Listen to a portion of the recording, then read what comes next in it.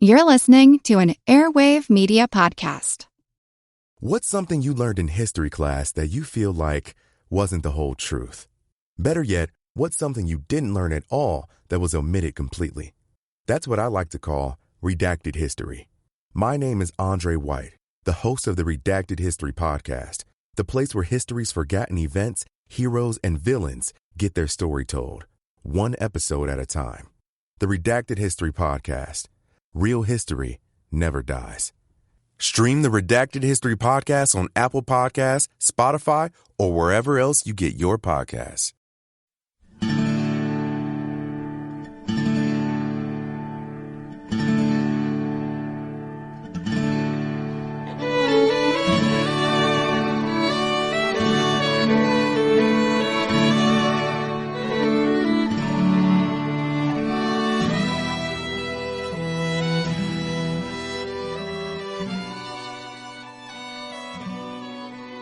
Hey everyone, welcome to episode number 198 of our Civil War podcast. My name is Rich. And I'm Tracy. Hello y'all. Thanks for tuning into the podcast. Previously on the show, we looked at the fighting for the Sunken Road at the Battle of Antietam on September 17, 1862, and as y'all will recall, by the end of the last episode, through a combination of Confederate mistakes and skillful Federal maneuvering, the entire center of Robert E. Lee's line had been shattered. A blue tide of Federals was rushing across the Sunken Road and into the Piper cornfield beyond. 2nd Corps Division Commander Israel B. Richardson, realizing the golden opportunity that lay before the Federals, drove troops forward relentlessly to exploit the breakthrough. Meanwhile, desperate Confederate officers worked to dam the break in the line and to reform broken units to meet Richardson's continuing assault. To blunt the Union advance and gain precious time, the rebels sent in counterattacks that were little more than forlorn hopes. On the Piper farm beyond the Sunken Road, D.H. Hill and his officers rallied a mixed lot of troops and sent them forward to counterattack the Yankees. A soldier in the 9th Alabama later remembered how, quote, "At this point, D.H. Hill was with us in person, walking up and down our lines and speaking words of encouragement. General Hill, in a clear, loud voice, gave the order, 'Attention! Charge!'" The men of the 5th New Hampshire crouched among the broken and bloodied enemy bodies in the Sunken Road to meet the counterattack. The Confederates came at them through the Piper cornfield, screeching the rebel yell. That unique battle cry was sometimes known to unnerve even veteran Federal troops, but the 5th New Hampshire's colonel, Edward Cross, had a novel way of counteracting it. Cross shouted to his men, "Put on the war paint," and they tore open cartridges and smeared their faces with black gunpowder. Then Cross yelled, "Give 'em the war whoop," and the soldiers from the Granite State answered with a high-pitched Indian war cry that rang out in competition with the rebel yell. A Federal lieutenant admitted he wasn't sure how this affected the enemy, but he thought that at least, quote, "it let him know we were unterrified." The Confederate counterattack was pressed forward so hard that same Federal lieutenant wrote that a rebel color bearer reached a spot within 15 yards of the road. In virtual unison, a dozen Yankees shouted, "Shoot the man with the flag," and in the answering volley of shots, quote, "he went down in a twinkling, and the flag was not raised in sight again." The 81st Pennsylvania came up in support, and finally the Confederate counterattack was repulsed. Soon afterward, D.H. Hill picked up a musket and personally led 200 men in another charge, acting more like a sergeant rather than a major general. Hill would later write, quote, "We met, however, with a warm reception, and the little command was broken and dispersed." But each of these doomed counterattacks kept the Federals off balance and bought precious time for more Confederate cannon to come up and take up position behind the shattered rebel line. Captain M.B. Miller of the Washington Artillery of New Orleans posted his battery in the Piper Orchard and blasted the advancing Yankees with canister. As the range shortened, Miller went to double charges of canister, and the guns bounded a foot in the air with each discharge. But as the Federals drew ever closer, the Confederate artillerymen also began to fall, and as James Murfin relates the story in his book about Antietam, The Gleam of Bayonets, quote, "Soon the crews began to dwindle away to nothing. Longstreet was off his horse, and with orders shouted above the whir of the cannon, had his own staff manning gunners' stations. It was an impressive sight, and lived in the memory of the men for years. Longstreet, still with his bandaged heel in the slipper, holding the reins of his officers' horses, while calmly passing on advice on the range of the enemy." After casualties and straggling, hardly 2,000 rebel infantrymen remained to hold the center of the Confederate line, and they were almost entirely without organization, just fragments of units here and there still facing the Federals. Longstreet later admitted, quote, "We were already badly whipped and were only holding our ground by sheer force of desperation." But now supporting that precariously thin line of rebel infantrymen was a gun line of 20 cannon. The Federal artillery across the Antietam took aim at this Confederate gun line, but couldn't silence it. The big Union guns scored some hits, though. As a South Carolina battery swung into position, a shell struck one of its caissons, and it disappeared in a tremendous explosion heard from one end of the battlefield to the other. But the battery still got into action almost immediately thereafter, and it fired 70 rounds of canister to help stop the Federal advance. In the face of such murderous artillery fire, and despite Israel Richardson's best efforts, the Union breakthrough at the Sunken Road was contained as the forward surge of blue gradually lost its momentum and finally ground to a halt. The Federal units were about fought out and almost out of ammunition, so Richardson pulled them back to the road and then back to the cover of the ridgeline where they had sheltered earlier. But Richardson did so with no thought that the troops here were done fighting.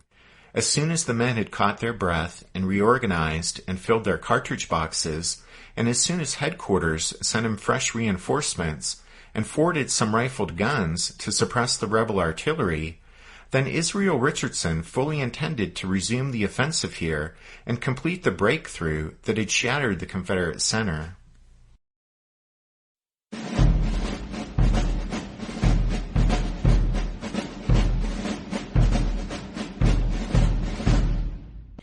At the same time, on the Confederate right flank, the Federal Ninth Corps also gained the upper hand.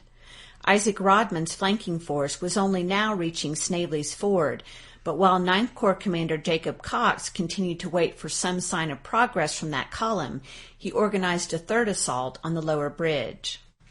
2 more regiments from Samuel Sturgis's division, the 51st Pennsylvania and the 51st New York, were chosen for this attempt. The units belonged to Colonel Edward Ferraro's brigade. Ferraro was a New Yorker who had finessed his way to brigade command by making use of his connections at Tammany Hall, a powerful New York City political ring.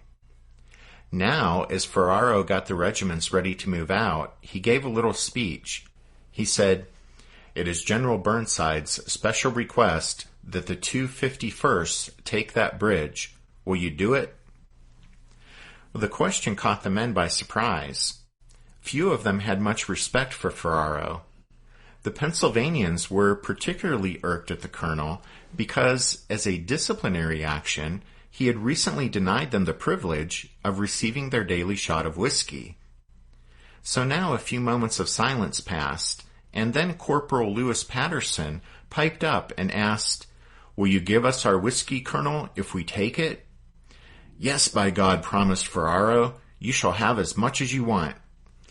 Cox returned to the original idea of sending a storming party straight down the hillside facing the bridge, only this time he provided considerably more fire support from nearby artillery and infantry. As the fighting at the Sunken Road reached its climax, the twin 51st set off toward the lower bridge at a run. They were hardly halfway down the slope when Hard Rock Benning's Georgians met them with a blast of musketry, and the Federal regimental commanders saw the assault force would never make it across the bridge in this one rush. In the meadow at the foot of the hill, they turned off to the right and left, with the Pennsylvanians taking cover behind a stone wall along the creek bank and the New Yorkers finding somewhat less effective shelter along a split-rail fence bordering the road downstream. A lieutenant in the 51st New York, George Whitman, who happened to be the poet Walt Whitman's brother, said, quote, "We were then ordered to halt and commence firing, and the way we showered the lead across that creek was nobody's business." End quote. Under the increasing fire from across the Antietam, the Georgians defending the lower bridge began to waver. They had been holding this spot against all comers for 3 hours, but now the strain was beginning to tell, and their cartridge boxes were almost empty.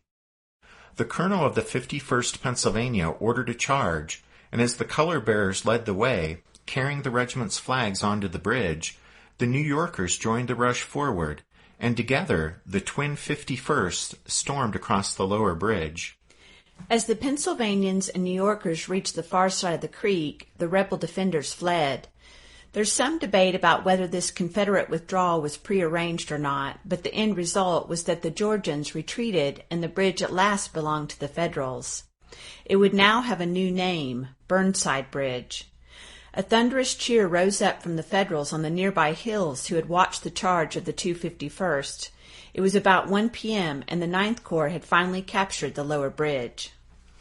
It was also about 1 o'clock when, up behind the Sunken Road, the indomitable Israel Richardson went down with a mortal wound from a Confederate artillery shell, and at the same time George McClellan was faced with a critical decision. From his vantage point at the Pry House, Little Mac had witnessed the bitter struggle for the Sunken Road from start to finish, and had seen the Federal troops finally, triumphantly, break the rebel line. Before he was hit, Richardson had called for artillery batteries and fresh infantry to support a further advance, and there were ample numbers of both guns and men at hand. A few hundred yards north of the Sunken Road was a line of 7 Union batteries, several equipped with the rifled pieces best suited to suppress the Confederate cannon. And then the divisions of Baldy Smith and Henry Slocum from Franklin's 6th Corps had arrived from Pleasant Valley and were on the field, and Fitzjohn Porter's 5th Corps hadn't been engaged in the morning's fighting. Longstreet later wrote that at that critical moment in the battle, quote, 10,000 fresh troops could have come in and taken Lee's army and everything it had, end quote. Longstreet was right. At that moment, the Confederates were teetering on the verge of disaster. 10,000 fresh Federals entering the fray certainly, absolutely would have spelled the doom of Robert E. Lee's army. And McClellan didn't just have 10,000 fresh troops on hand. He had over 20,000.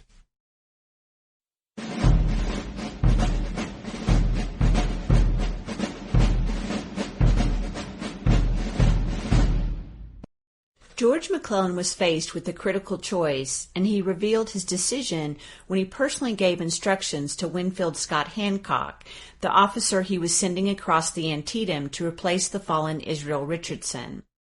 After receiving Little Mac's orders, Hancock galloped onto the battlefield at the head of his staff and rode the length of the Federal line facing the Sunken Road.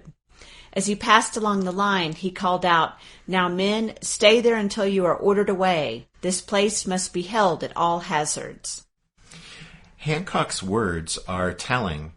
Whereas Israel Richardson had realized that a golden opportunity lay before the Federals once the Confederate line along the Sunken Road had collapsed, and Richardson had thought only of how to aggressively continue the drive forward to seal the victory, George McClellan, on the other hand, was still thinking not of what he could do to Robert E. Lee, but about what Lee might do to him.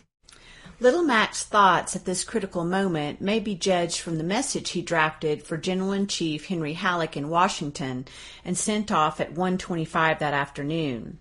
McClellan told Halleck, quote, "We are in the midst of the most terrible battle of the war, perhaps of history. Thus far it looks well, but I have great odds against me. I have thrown the mass of the army on their left flank. Burnside is now attacking their right, and I hold my small reserve consisted of Porter, 5th Corps, ready to attack the center as soon as the flank movements are developed. It will either be a great defeat or a most glorious victory. I think and hope that God will give us the latter." Before he sent the message to Halleck, McClellan crossed out the final two sentences and substituted the wish, quote, that God will give us a glorious victory, end quote. However, his original words are revealing, since it was obviously the fear of a great defeat that weighed upon Little Mac's mind. Incredibly, he still persisted in his mistaken belief that he was facing a vast rebel host. I have great odds against me, he told Halleck. And although he claimed he was ready to send Fitzjohn Porter across the Antietam as soon as the flank movements are developed, one wonders just what Little Mac, at 1 o'clock that afternoon, was still waiting for on the flanks. In reality, following the route of Sedgwick's division in the West Woods, McClellan's every action that day would be directed not at securing a victory, but at hedging against suffering a defeat. After the Federal breakthrough at the Sunken Road, and with the enemy teetering on the verge of disaster, McClellan did nothing to press that advantage. Nor would Little Mac support Ninth Corps' success in finally seizing the lower bridge. Historian Francis Palfrey, who fought at Antietam with the 20th Massachusetts, famously later said that the situation at midday on September 17th was a, quote, remarkable case of a battle won without the victors knowing it.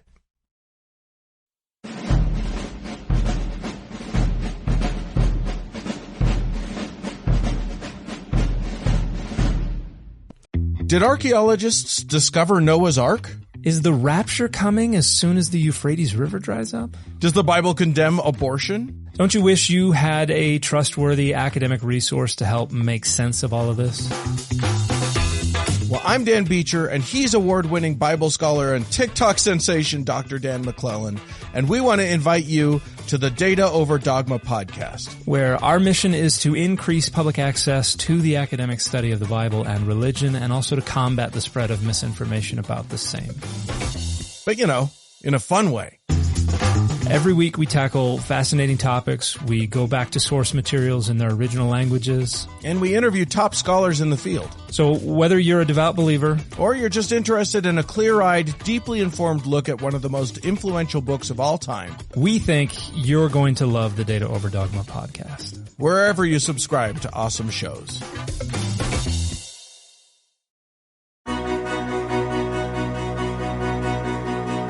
History never says goodbye. It just says, see you later. Edward Galeano was right when he said that. Events keep happening over and over again in some form. And that's the reason I produced the podcast, My History Can Beat Up Your Politics. What is it? We take stories of history and apply them to the events of today to help you, perhaps, understand them better. We are also part of Airwave Media Network. I've been doing the program since 2006. That's a long time, and the show has a long name. My History Can Beat Up Your Politics. Find me wherever you get podcasts.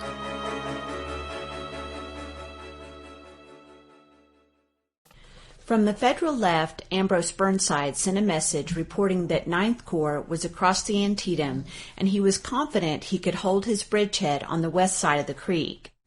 McClellan reacted angrily to Burnside's report.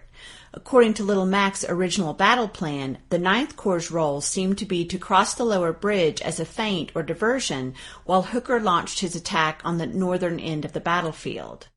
But now, since things had gone badly to the north, McClellan was afraid that if Ninth Corps didn't move forward aggressively and keep the Confederates to the south occupied, then Robert E. Lee would have a free hand to unleash uncommitted thousands of rebel soldiers and lash out at the vulnerable Federal right flank on the northern end of the battlefield.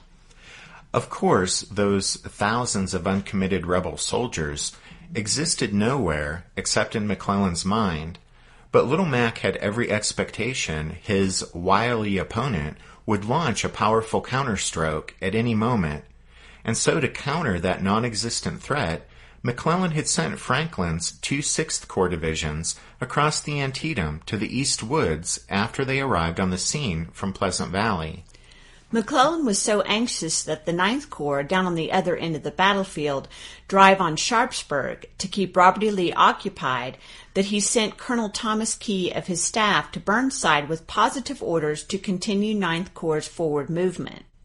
It's worth noting that although McClellan expected Burnside to continue his advance toward Sharpsburg, Little Mac now said nothing of his earlier promise to support Burnside by sending forces from Porter's Fifth Corps across the Middle Bridge. Yeah, well, at any rate, as we mentioned previously, McClellan and Burnside had been quite close, going back to the days before the war, but in the past 2 days, their friendship had soured. Burnside felt McClellan had slighted him when the Army commander was doling out praise for the victory at South Mountain.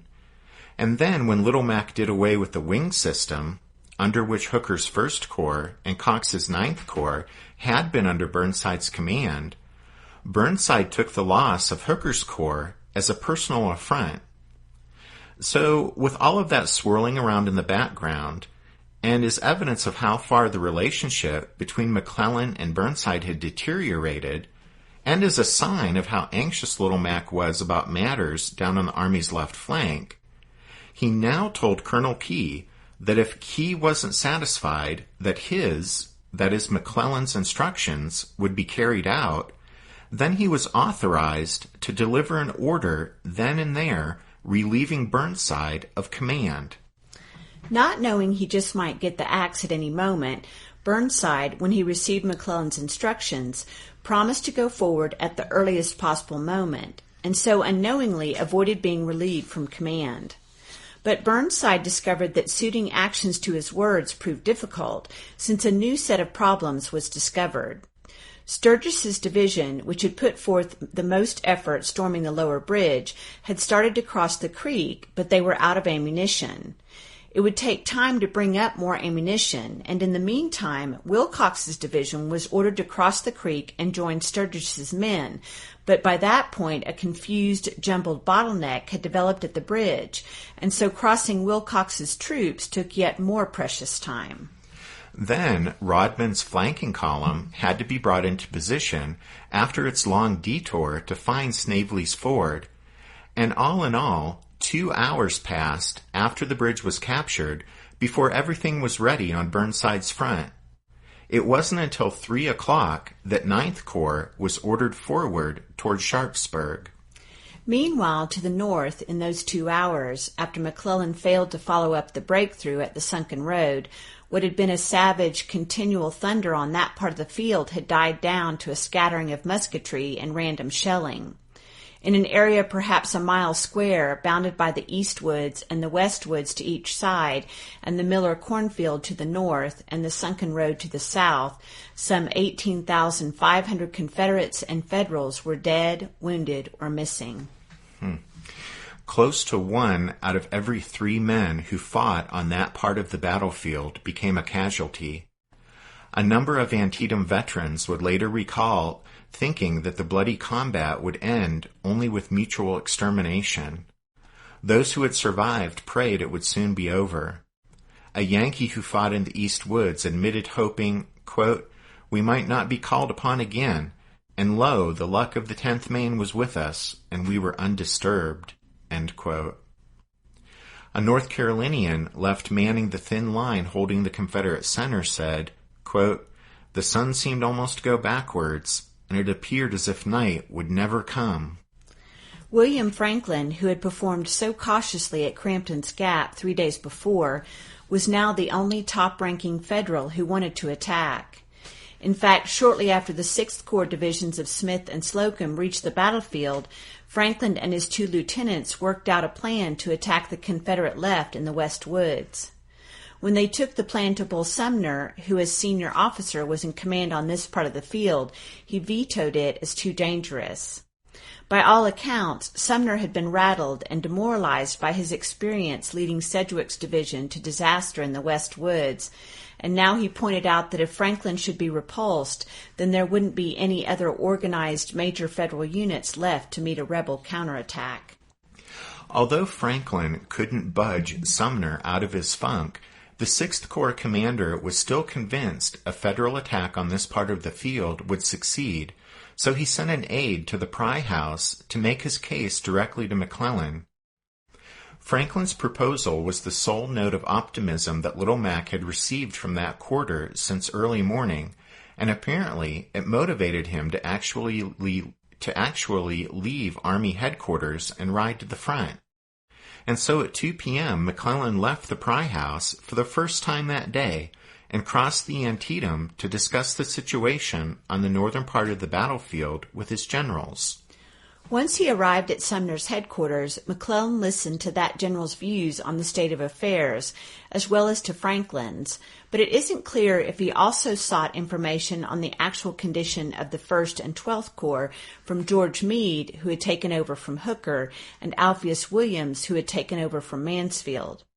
In any case, this was obviously McClellan's moment to seize control of the battle, but it was Sumner's pessimistic view that prevailed. McClellan later said that, quote, General Sumner expressed the most decided opinion against another attempt that day. According to Stephen Sears, Franklin had at least 10,500 6th Corps troops immediately available to make an attack, and had McClellan inquired of Meade and Williams, he would have found there were perhaps 10,000 men from the 1st and 12th Corps who could have at least backed them up. George McClellan had previously displayed little trust in Bull Sumner's judgment. In fact, he had said he considered Sumner unfit for high command.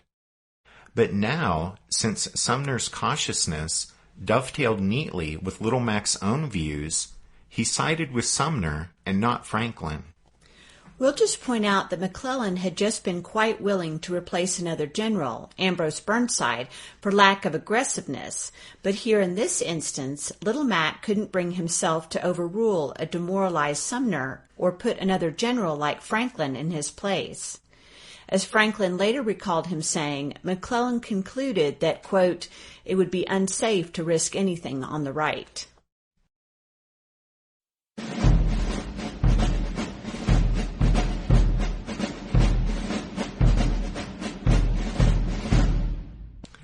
The lull in the fighting was broken at 3 o'clock, when at the southern end of the battlefield, the Ninth Corps at last lurched into motion and moved forward toward Sharpsburg. There were some 8,500 men in the 3 attacking divisions, with Sturgis's division in reserve. The defending Confederate force on this front, commanded by D.R. Jones, had been weakened, and then weakened some more, as Robert E. Lee siphoned off units to send as urgently needed reinforcements to the left and center of his line. And now Jones only had about 2,800 troops left here to meet the Ninth Corps' advance. D.R. Jones, known as Rump to his friends, was defending not only Sharpsburg, but he was protecting the Confederate Army's only possible line of retreat back to the Potomac River and the ford at Shepherdstown. Amazingly, despite McClellan's lack of generalship and the fumbling by Burnside and Cox, the battle could still be won if the Ninth Corps could brush aside the skeleton force of Confederate defenders and cut off the rebel army's line of retreat. But due to McClellan's delay in issuing orders to the Ninth Corps, and then the trouble Burnside's men had in seizing the lower bridge, and then the delay in getting themselves sorted out once they were actually across the Antietam, the Ninth Corps was beginning this attack 4 or 5 hours late. But even so, 4 hours of daylight still remained. Plenty of time for Ninth Corps to crush the southern end of the Confederate line, capture Sharpsburg, and cut Lee's army off from the Potomac. The plan worked out by Burnside and Cox was to attack in 2 parallel thrusts on a broad front 3/4 of a mile across.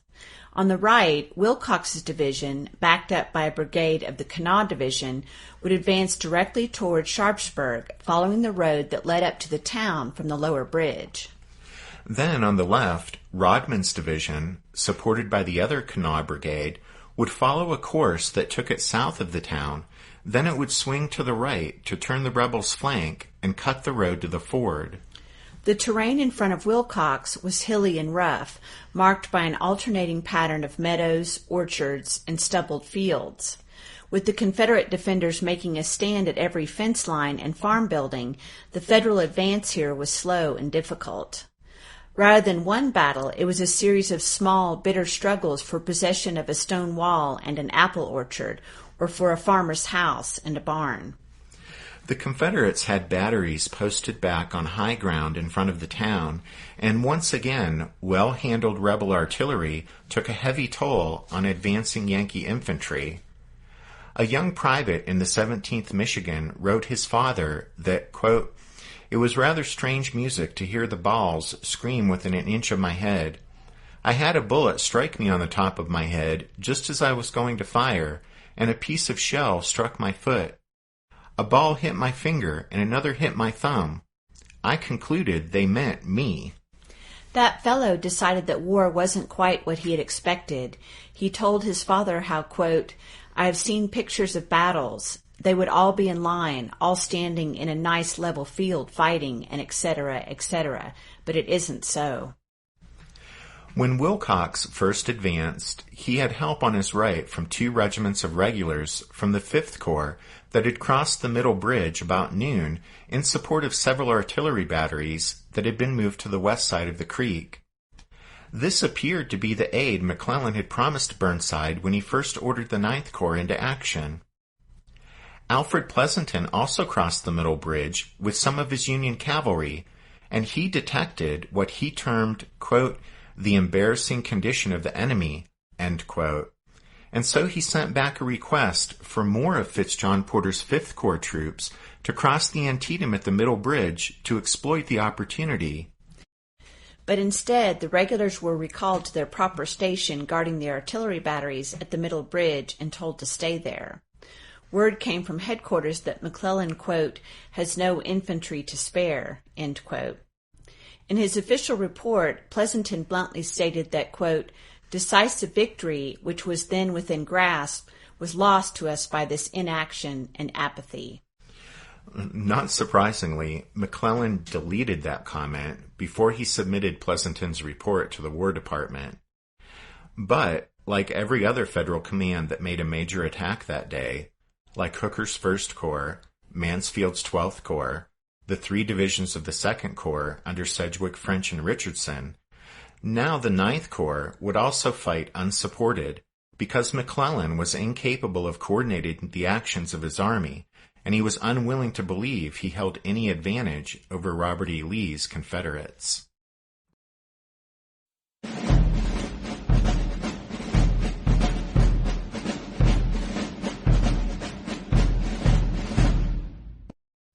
As Wilcox's Federals fought their way toward Sharpsburg, Rodman's 2 brigades on their left, under Colonels Harrison Fairchild and Edward Harland, were confronting an equally daunting situation. The ground here was open and rolling, rising gently but steadily to a low ridge extending southward from the town, upon which ran the Harper's Ferry Road. At the crest of this ridgeline, D.R. Jones had posted a dozen cannon, which had a clear field of fire over the fields in front of them. A New York soldier said, quote, "The practice of the rebel artillerymen was something wonderful in its accuracy. They dropped shot and shell right into our line repeatedly. They kept the air fairly filled with missiles." End quote. And so it fell to Harrison Fairchild's brigade of New Yorkers to make a charge against this rebel gun line a half-mile away. On the command, they jumped up and advanced at the double quick through a fire so heavy that observers noticed the men were unconsciously ducking their heads as if they were going out into a hailstorm. Shells and blasts of canister knocked down the New Yorkers at seemingly every step.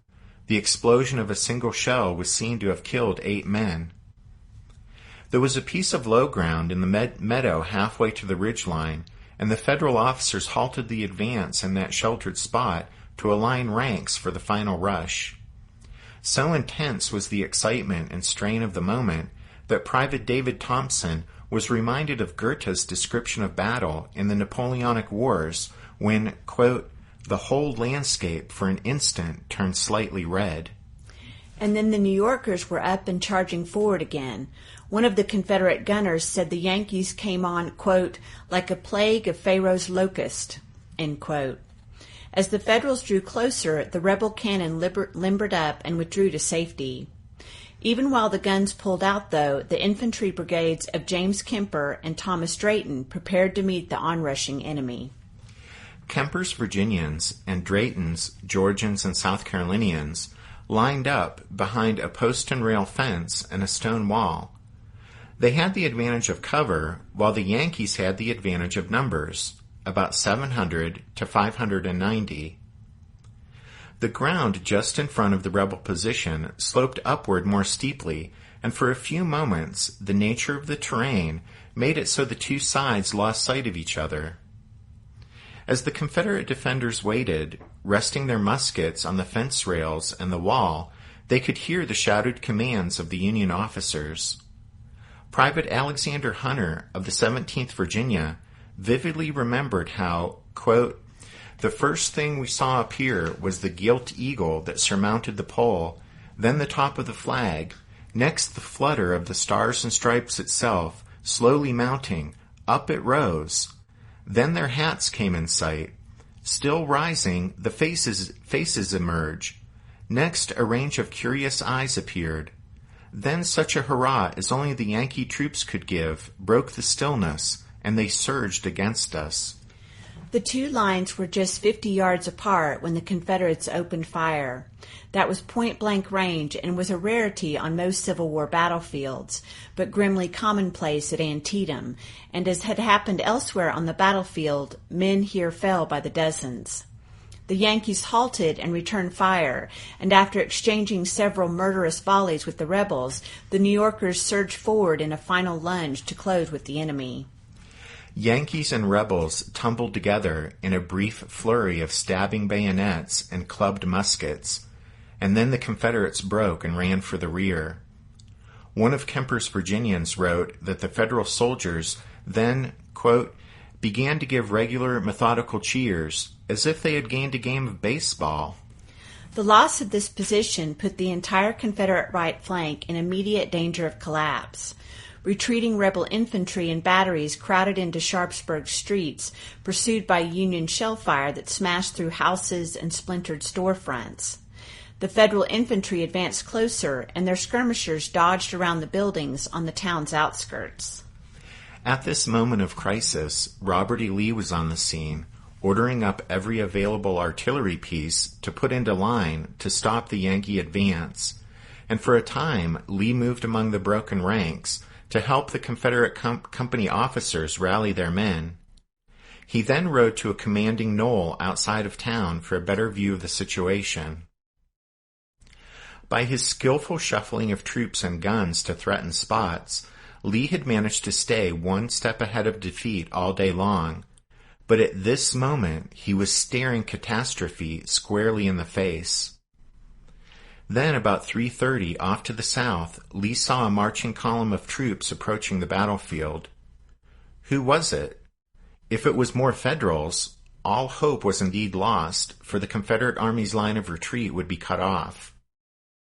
Lee asked a nearby artillery officer for the use of his telescope. Both of Lee's hands were still bandaged, so he couldn't use the glass himself, but he told the officer to focus on the distant column. "What troops are those?" he asked. After a moment came the answer, "They are flying the Virginia and Confederate flags." As if he had expected no other answer, Lee remarked calmly, "It is A.P. Hill from Harper's Ferry." And so, just over 2 days after deciding to make a stand at Sharpsburg, Robert E. Lee's army was finally reunited. After a brutal forced march from Harper's Ferry, A.P. Hill was coming onto the battlefield at precisely the right place and at the last possible moment to save the day for the Army of Northern Virginia.